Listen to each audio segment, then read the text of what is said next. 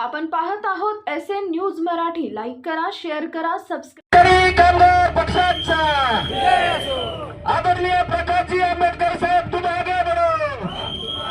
Doctor Babasaheb Deshmukh, तुम आगे बढ़ो. वंचित बहुजन आघाडीचा शेतकरी कामगार पक्षाचा व शांतीदूत तथागत गौतम बुद्ध विश्वरत्न डॉक्टर बाबासाहेब आंबेडकरांच्या पुण्यस्मृतीस विनम्र अभिवादन करतो. स्वर्गीय आबासाहेबांनी या तालुक्यात 60 वर्ष राजकारण आणि समाजकारण करत असताना सर्व जाती धर्मांना, गोरगरीब, कष्टकरी, कामगार, वंचित घटकांना सोबत घेऊन काम केलं. निश्चितपणे डॉक्टर बाबासाहेब आंबेडकरांचं जे जीवनपट होतं त्याचा आदर्श डोळ्यासमोर ठेवून आबासाहेबांनी काम केलं. साळुंखे सर ही सगळी लोक आबासाहेबांच्या विचारावरती जीवन जगणारे, डॉक्टर बाबासाहेब आंबेडकरांच्या विचारांवरती जीवन जगणारे आहेत.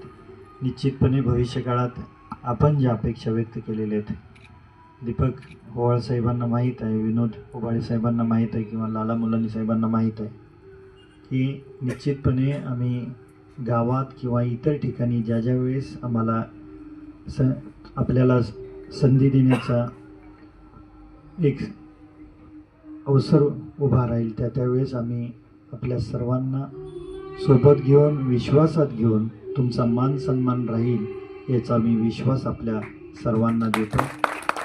भविष्यकाळामध्ये माझं वय 37 वर्ष आहे, मी खूप तरुण आहे, लहान आहे वयाने, पण राजकारणात उतरल्यानंतर जीवनभर राजकारणच करावं लागतं आणि एकदा जर शब्द दिलेला आपण तो पूर्ण केला नाही तर भविष्यात लोक आपल्याला पुढच्या निवडणुकीत दारात सुद्धा उभा करत नसतात.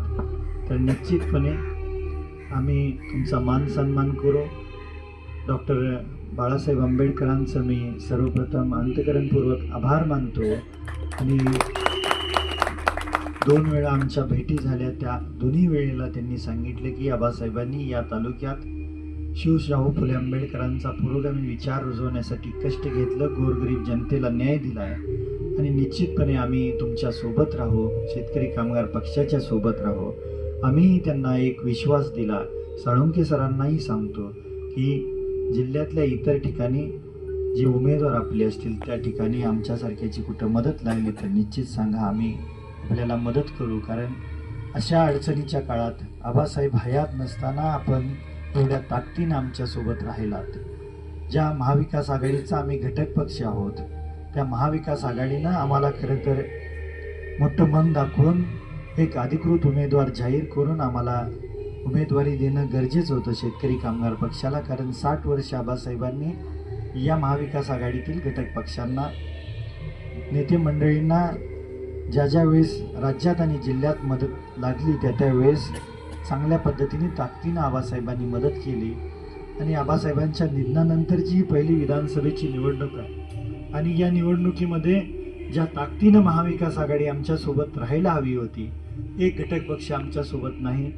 काँग्रेसचे नेते आमच्यासोबत आहेत, पवारसाहेबांचा राष्ट्रवादी गट आमच्यासोबत आहे, मनसे आहे, बहुजन वंचित आघाडीनं आज आपण पत्र देत आहे, रासप आहे, MIM आहे, तिसरी परिवर्तन आघाडी सुद्धा आमच्यासोबत आहे. निश्चितपणे ताकदीनं आपण एकसंघ राहून ही निवडणूक पार पाडूया. निवडणूक पार पाडताना एक स्वाभिमानी विचार टिकला पाहिजे. स्वर्गीय आबासाहेबांनी या राज्याला सांगोला तालुका एक कसा निष्ठावंत आहे या पद्धतीनं आदर्श घालून दिला. तीच परंपरा आपण अखंडित ठेवूया. या मतदारसंघातल्या गोरगरीब जनतेच्या मुलामुलींना चांगलं शिक्षण मिळालं पाहिजे, तरुण तरुणींना हाताला काम मिळालं पाहिजे, शेतीमालाला भाव मिळाला पाहिजे, दुधाला भाव मिळाला पाहिजे. आपल्या ओबीसी आणि इतर प्रवर्गातील काही मुलामुलींच्या शिक्षणाच्या शिष्यवृत्त्या अजून पेंडिंग आहेत. निश्चितपणे भविष्यकाळात त्या ज्या राहिलेल्या शिष्यवृत्त्या आहेत त्याचं अनुदान लवकरात लवकर मिळवून देण्यासाठी आपण ही निवडणूक लढतोय. भविष्यकाळामध्ये चांगल्या पद्धतीने एकसंघ राहून आपण ही निवडणूक तर लढूच, पण आयुष्यभर तुमची साथ राहावी एवढेच मी आपल्या सर्वांना विनंती करतो. तुम्ही मोठ्या मनाने आमच्या अडचणीच्या काळात एवढी ताकद देत आहे. निश्चितपणे आम्ही आयुष्यभर, जीवनभर तुम्हाला या केलेल्या मदती ऋणात ठेवू, कदापि आम्ही विसरणार नाही, एवढाच शब्द देतो. परत एकदा आपल्या सर्वांचं, या पक्षाचे नेते माननीय बाळासाहेब आंबेडकर साहेबांचं, माननीय सोमनाथ साळुंके सरांचं, जिल्ह्याचे उपाध्यक्ष लालासाहेब मुलानी, तालुक्याचे अध्यक्ष विनोद भाऊ उबाळे, आपल्या सर्वांचा अंतःकरणपूर्वक आभार मानतो आणि इथेच थांबतो. जय भीम, लाल सलाम.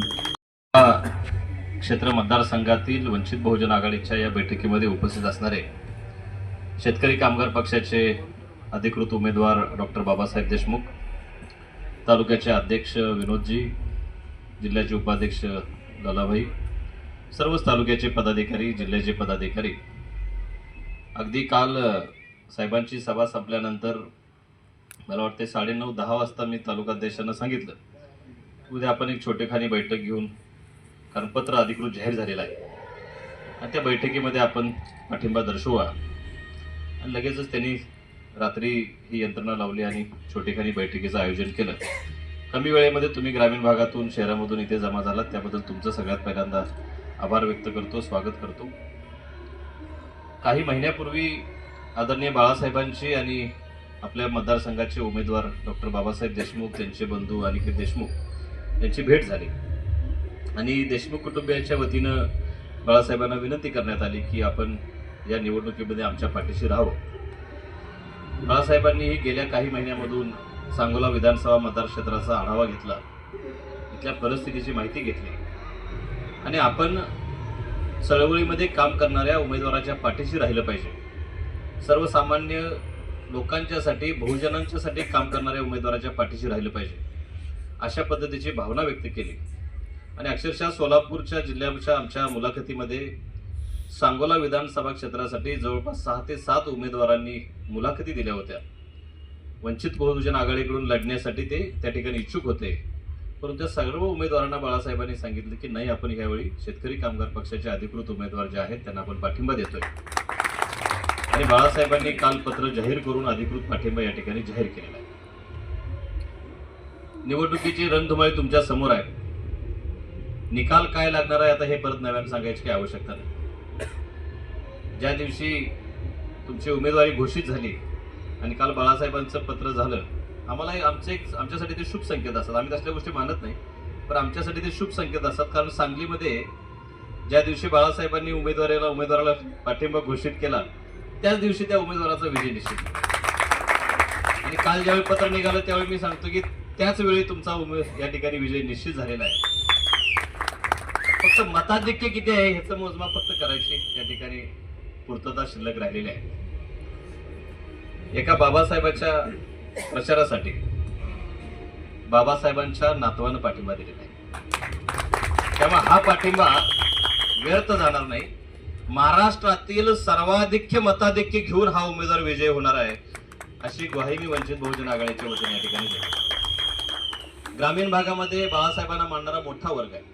सांगोला मतदारसंघामध्ये तितक्याच ताकदीनं बाळासाहेबांना मानणारा वर्ग आहे. त्या सर्व वर्गाला मी आवाहन करतो की बाळासाहेबांनी जो आदेश दिलेला आहे की त्या आदेशाचं पालन करून आपल्या परीनं जास्तीत जास्त क्षमतेनं आपापल्या भागामध्ये जाऊन, आपल्या कार्यकर्त्यांच्या मध्ये जाऊन आपण डॉक्टर बाबासाहेब देशमुख यांचा प्रचार प्रसार करायचा आहे आणि त्यांना विजयी करण्याचे प्रयत्न करायचा आहे, त्यांचा मताधिक्य वाढवण्याचा प्रयत्न करायचा आहे.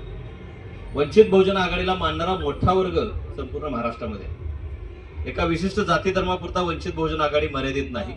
कारण गेल्या कित्येक वर्षापासून बाळासाहेब आंबेडकरांनी ओबीसीच्या बाबतीमध्ये घेतलेली भूमिका, मुस्लिम समाजाच्या बाबतीमध्ये घेतलेली भूमिका, आदिवासी समूहाच्या बाबतीमध्ये घेतलेली भूमिका, भटक्या विमुक्तांच्या बाबतीमध्ये घेतलेली भूमिका, त्या जर भूमिका बघितल्या तर सर्वसामान्य ह्या आरक्षणवादी वर्गाला बाळासाहेब हे आपले नेते वाटतात.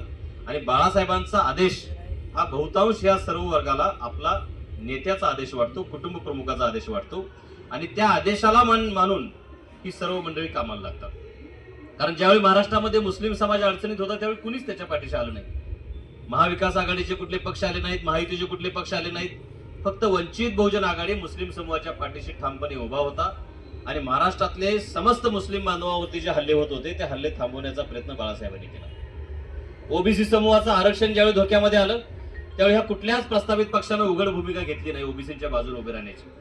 कारण ते सगळे सोयरीचे कायदे, बनावट दाखले वगैरे वगैरे बऱ्याच गोष्टी महाराष्ट्रामध्ये सुरू होत्या. आणि काही विशिष्ट वर्गाच्या दबावाला बळी पडून सरकार सुद्धा हैराण झालं होतं. आणि या परिस्थितीमध्ये बाळासाहेब आंबेडकरांनी ओबीसीच्या बाजूने ठामपणे भूमिका घेतली आणि ओबीसीचं आरक्षण वेगळं राहिलं पाहिजे, त्याचं ताट आरक्षणाचं वेगळं राहिलं पाहिजे, मराठा समाजाचं आरक्षणाचं ताट वेगळं राहिलं पाहिजे, गरीब मराठ्याला सुद्धा आरक्षण मिळालं पाहिजे, ही भूमिका बाळासाहेबांनी त्यावेळी घेतली. आणि म्हणून समस्त ओबीसी महाराष्ट्रातला हा बाळासाहेबांच्या पाठीशी या ठिकाणी राहिलेला आहे. अशा सर्व समूहाच्या बाबतीमध्ये बाळासाहेबांनी वेळोवेळी भूमिका घेतलेली आहे. एकूण एक काय की बाळासाहेबांचं धोरणच हे राहिलेलं आहे की जो आरक्षणवादी वर्ग आहे की जो खऱ्या अर्थानं सत्तेपासून वंचित राहिलेला आहे त्याला ताकद दिली पाहिजे. आणि तशाच पद्धतीची भूमिका या सांगोल्यामध्ये केली. कारण सांगोल्याचं एक वैशिष्ट्य आहे, या 2024च्या निवडणुका महाराष्ट्रामध्ये आणि झालेल्या लोकसभेच्या निवडणुका जर बघितल्या देशामध्ये तर पैशाशिवाय निवडणुका होत नाहीत हे आपल्या सगळ्यांच्या लक्षात येतं. कोटी कोटी रुपये उमेदवारांच्या जवळ सापडायला लागलेले आहेत. प्रचंड पैसा या निवडणुकीमध्ये यायला लागलेला आहे. आणि एवढ्या मोठ्या उलथापालथा होत असताना सांगोल्यासारख्या ठिकाणी अजूनही लोक स्वतःच्या खिशातील पैसे घालून वर्गणी काढून उमेदवाराला एक वोट एक नोट या पद्धतीनं जर मदत करत असतील तर हा आदर्श देशामध्ये आहे. आणि हा आदर्श हा सहसा होत नाही. त्याच्यासाठी देशमुख कुटुंबियांचा, कैलासवासी आबासाहेबांचा त्याग आहे, त्यांनी केलेलं काम आहे. आणि ह्या सर्व कामामुळे, त्यांच्या त्यागामुळे सांगोला भागातील परिसरातील सर्वसामान्य बहुजन समाज हा आबासाहेबांच्या पाठीशी राहिलेला आहे, त्या विचाराच्या पाठीशी राहिलेला आहे. आणि अशा विचाराला की जो बहुजन समाजाला न्याय देण्याचं काम करतो, सर्वसामान्यांना घेऊन जाण्याचं काम करतो आणि ज्याला हे प्रस्तावित पक्ष व्यवस्थेमध्ये येण्याचा विरोध करतात, अशा सर्व प्रतिनिधींना बाळासाहेब नेहमीच ताकद देत आलेले आहेत. आणि अशाच पद्धतीची ताकद देण्याची भूमिका सांगोला विधानसभा मतदारसंघामध्ये बाळासाहेबांनी घेतलेली आहे. म्हणून कालच बाळासाहेबांनी या विधानसभा मतदारसंघाचे उमेदवार यांना पाठिंबा जाहीर केला आणि वंचित बहुजन आघाडी पूर्ण ताकदीनिशी तुमच्या पाठीशी राहील. तुमचा विजय निश्चितपणे या ठिकाणी वंचित बहुजन आघाडी खेचून आणेल, याच्याविषयी कुठलीही शंका नाही. मी विनंती करतो, शेतकरी कामगार पक्षाचे नेते आहेत बाबासाहेब, आमचं ठरलंय तसा एक समझोता झालाय की सोलापूर जिल्ह्यातील इतर मतदारसंघामध्ये आपण आम्हाला मदत करताय आणि आम्ही सांगोल्यामध्ये मदत करतोय, अशा समझोत्यानं आपण या ठिकाणी पाठिंबा दिला आहे. ही जिल्ह्याची जरी औपचारिकता असली तरी सांगोल्यामधली ही आपली मैत्री ही लांब पल्ल्यापर्यंत चालावं अशी आमची विनंती आहे. आणि या निवडणुकीपुरतं आपण एकत्रित न राहता भविष्यामधल्या बऱ्याचशा निवडणुका आहेत, मग त्याच्यामध्ये स्थानिक स्वराज्य संस्थांच्या निवडणुका आहेत, सहकारी संस्थांच्या निवडणुका आहेत, त्याच्यामध्ये पुन्हा लोकसभेच्या आहेत, भविष्यातल्या विधानसभेच्या निवडणुका आहेत. तर आमचं प्रांजळ मत असं आहे की हा सर्वसामान्य जो बहुजन वर्ग आहे की जो वंचित बहुजन आघाडीला मानणार आहे की जो कधी सत्तेच्या प्रवाहामध्ये नाही, आपण एकत्रित हातामध्ये हात घालून इथून पुढची वाटचाल करूया.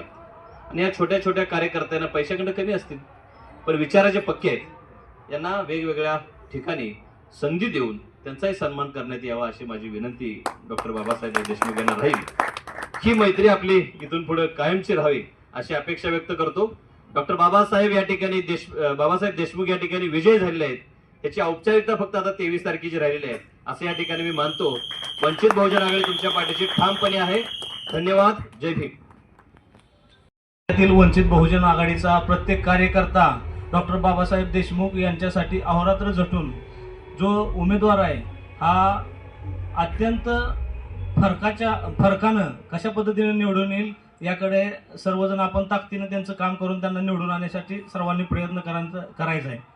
एवढंच बोलून थांबतो. हम तुम्हारे साथ हैं. शेतकरी कामगार पक्षाचा विजय असो.